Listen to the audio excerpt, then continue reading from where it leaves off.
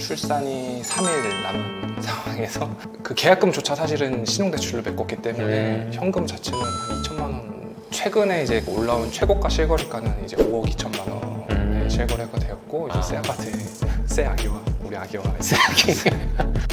네, 오늘은 제 수강생분 중에 최근에 내 집 마련한 사례를 들어보기 위해서 오셨습니다. 안녕하세요. 안녕하세요. 네, 자기소개 한번 부탁드립니다. 안녕하세요. 저는 그 행크 카페에서 서기의 외출로 활동을 하고 있고 나이는 이제 36살. 그리고 이제 출산이 3일 남은 상황에서 이제 내 집 마련 성공해서 이제 인터뷰하러 왔습니다. 출산 우선 축하드립니다. 감사합니다. 성별이 나왔나요? 아들입니다. 아들이요? 네, 아들입니다. 어떠세요? 좀 딸을 원했는데 아니. 지금 사시는 지역과 하시는 일은 어떻게 되세요?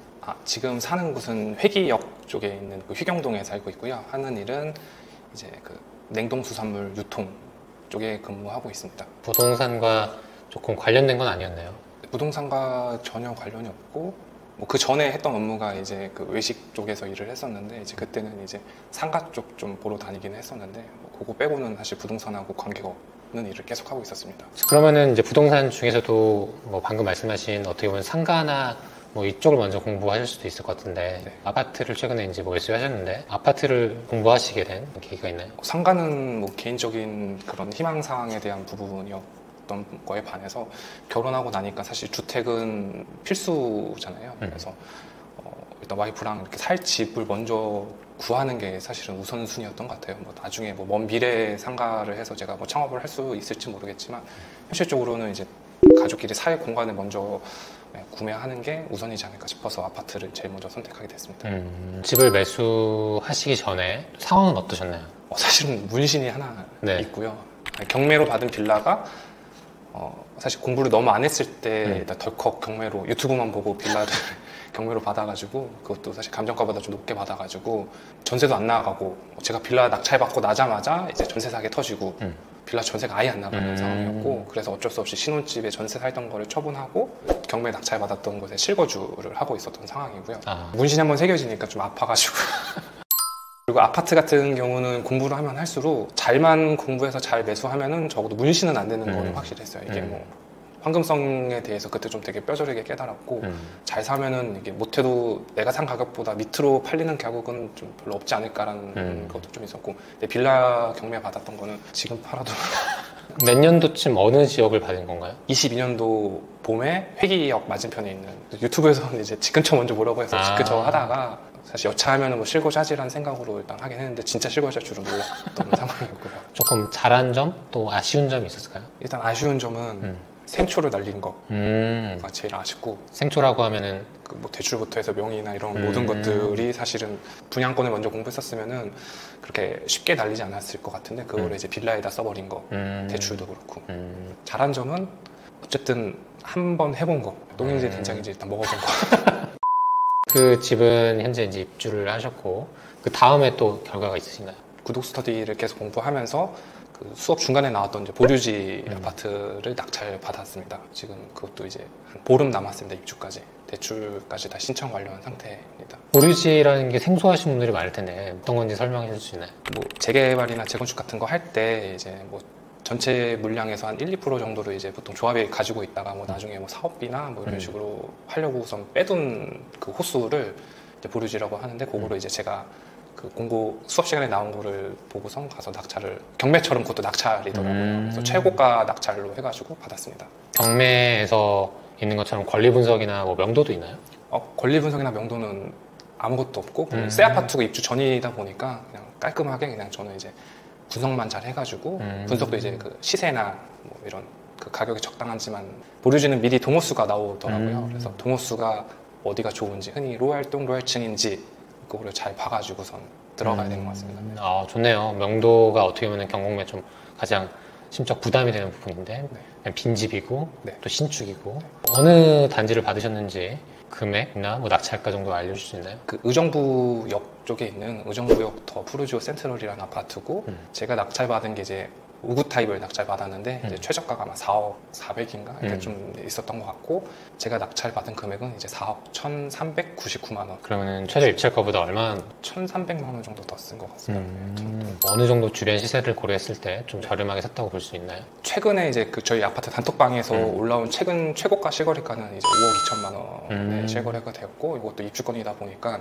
5억 2천만 원 플러스 숨겨진 비용들이 더 있는 것 같더라고요.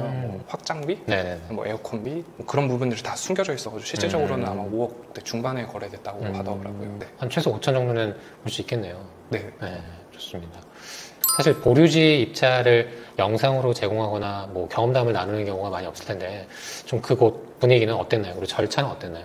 절차는 일단 그 공고문이 올라왔기 때문에 공고문에 있는 그 경매 입찰서처럼 이제 그거를 다 써가지고 봉투에 이제 서류랑 해서 준비를 했었고 절차는 사실은 경매 법원 가듯이 보류지는 이제 조합 사무실로 가서 이제 시간 내에 이제 이렇게 제출을 했던 것 같습니다. 사실 제가 낙찰받았던 때가 몇 개월 안 됐어요. 몇 개월 안 됐는데 그 시기에는 되게 부동산 분위기가 안 좋아가지고 뭐 법원도 뭐 사람이 없었다고는 하지만 뭐 조합 사무실에도 그 보류지를 입찰하러 온 사람을 한 명도 못 봤어요.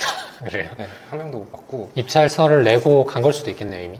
네, 제출하고선 갔다고는 하는데 제가 점심 좀 지나서 갔는데 한 명 왔다 그랬었어요. 아, 그 그래요? 전까지. 네. 그럼 오히려 조금 더 기다렸다가 최저 입찰가보다 정말 조금만 더 올렸을 생각도 혹시 해봤나요? 그거는 이제 그 84 타입을 좀 그렇게 생각을 했었는데 아. 네, 금액이 좀 큰 게 있었고 타워형 물건이 하나 있었어요. 그 물건이 조금 중랑천이 보이기는 하지만 좀 선호하지 않는 타입이어가지고 걔를 최저가로 쓸까 아니면은 이제 그 밑에 이제 74 타입. 74 타입은 한 라인밖에 없었는데 걔를 최저가로 쓸까 고민을 했었는데 사실 자금 사정 때문에 이제 59 타입을 썼었죠. 그렇군요. 설명을 잘 해주셨는데 보류지라는 것은 아까 말씀드린 것처럼 새 아파트 재개발이나 재건축 입주를 할 때쯤이면 보류지 매각 공고라는 게 나오고요. 네이버에 클린업 시스템이라고 검색을 하시면 이제 공고문을 볼 수 있습니다. 근데 이 보류지 방식은 경공매처럼 딱딱 정해진 게 아니라 뭐 최저 입찰가, 뭐 자격 방식, 잔금까지도 다 조합해서 직접 정해요. 그래서 어떤 곳은 안전마진, 그러니까 프리미엄이 굉장히 높게 형성된 곳들도 있고 어떤 곳은 또 시세보다 비싼 곳도 있거든요. 그래서 그때그때 이제 들여다보고 좀 문을 두드려야 되는데 지금 같은 경우에는 의정부의 대장이라고 하면은 그 바로 위에 있는 어디죠? 두산 뭐 자유이브더 뭐 이렇게 네네 그 의정부역 바로 앞에 있는 바로 붙어 있기 때문에 사실 의정부 일대에서도 시세를 리딩할 수 있는 아파트이거든요. 그 지역에서는 가장 선호되는 아파트이기 때문에 앞으로도 조금 더 올라갈 힘이 있지 않을까 저도 일단 그렇게 생각을 해봤습니다.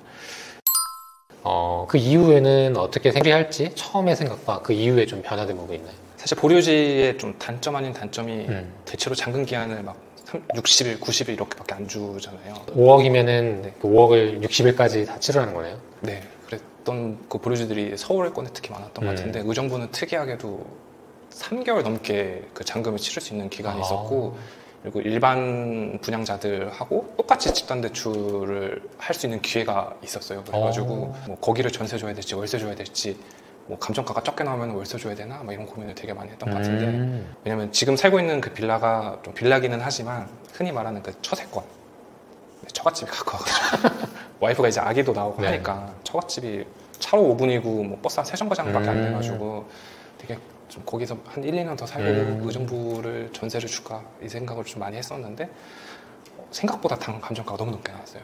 얼마나? 일반 분양가가 3억 9천 몇백만 원에서 4억인데 제일 높게 감정가 나온 게 농협에서 5억 7천 5억 감정가가 7천이요? 나왔습니다. 그래서 그럼 낙찰받은 금액이 4억 1,400이죠. 네. 근데 감정가가 5억 7천이면 60% 해가지고 3억 4천 6백만 원까지 대출이 나오고 네, 그리고 보류지 입찰할 때 이미 계약금으로 20%를 냈기 때문에 돌려받겠네요? 네, 돌려받게 되었습니다. 금리는 어떻게 되나요? 4.1% 이렇게 나오는 것 같고 가상금리는 제로. 또 감정가가 굉장히 잘 나왔네요.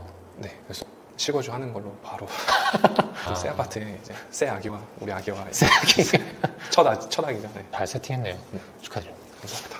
최종 실투금이 네. 얼마가 된 거죠, 그러면? 그 계약금조차 사실은 신용대출로 메꿨기 때문에 현금 자체는 한 2천만 원 정도 있었던 것 같아요. 대출이 얼마였죠? 3억 4,600이고 낙찰받은 게 4억 1,399만 원이니까 한 7천에서 8천 정도. 했죠. 네. 7천에서 8천 정도로 역사권의 대단지 새 아파트를 잘 세팅하셨네요. 보류지는 참고로 조합원들에게 주어지는 옵션을 동등하게 제공하는 경우도 많은데 혹시 옵션도 있었나요? 아트월 하이라이트 인덕션 되는 거 있었고, 그다음에 에어컨 2대, 시스템 에어컨 2대, 강마루, 그다음에 친환경 도배, 작은 방에 옷장. 옵션비만 아마 한 1,000만 원이 넘어. 그 정도는 되겠네요, 충분히. 네. 그 정도도 어떻게 보면 세이브를 한 셈이죠. 네. 잔금을 지금 치르신 건가요? 아직 안 치르신 건가요? 대출 자석까지만 했고 아직 그 승인됐다는 문자를 기다리고 있는 중입니다. 네. DSR도 보나요? DSR 봤던 것 같습니다. 몇 프로 받는지 기억하시나요? DSR 저기 40%였습니다. 40%였어요. 네. 처음에는 저도 저 혼자만으로 하려고 했었을 땐 조금 걱정이 됐는데 이 신용대출을 다 상환하면은 사실은 DSR 문제가 없었던 것 같은데 맞아요. 네, 신용대출이 껴있는 상황이기 때문에 그러면 와이프랑 같이 그냥 부합산 소득으로 진행했더니 이제 문제는 없었던 것 같습니다. 많은 분들이 이제 사실은 입주할 때 DSR에 대해서 좀 많이 걱정을 하시는데 방금 꿀팁이 나온 게 사실 내가 담보대출을 받을 때 DSR을 맞추려면 기존에 있는 신용대출을 갚고 담보대출을 받는 게 훨씬 더 유리하거든요. 그리고 방금 또 말씀하신 것처럼 본인 소득뿐만 아니라 배우자의 소득까지도 은행권에마다 좀 다를 수는 있지만 합산으로도 고려를 해주기 때문에 그런 부분도 어떻게 보면 유연하게 잘 하셨네요. 참고로 이제 서기 외출님께서는 저와 같이 이제 공부를 하시면서 임장도 많이 하시고 같이 공부도 하셨는데 힘든 부분이나 또 얻게 된 부분도 있나요? 힘든 부분은 사실 좀 많이 걷는 거. 네, 그 구독스터디에서 하는 임장 프로그램 자체가 생각보다 많이 빡세가지고 한 번 나가면은 보통 3만 보 이상을 걸었던 것 같아요.